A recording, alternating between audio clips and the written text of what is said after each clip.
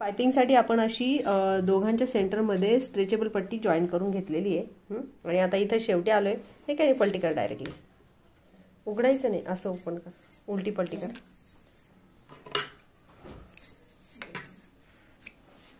पलटी आतमध्ये केलं तरी चालेल, या पद्धतीने पलटी. इथे एंड झालाय म्हणून, नाहीतर मग असं डायरेक्ट पलटी केलं तरी चालणार होतं. असं डायरेक्ट हां असं पण चालणार होतं.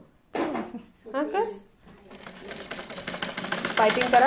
परत ब्लाउजाची सुरुवात घ्या, याला असं करा आणि इकडे ना या दोघांच्या गॅपमध्ये इथे टिप मारा टिप अशा पद्धतीने.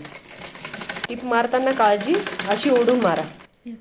खालचा कपडा याच्यात अडकला पाहिजे.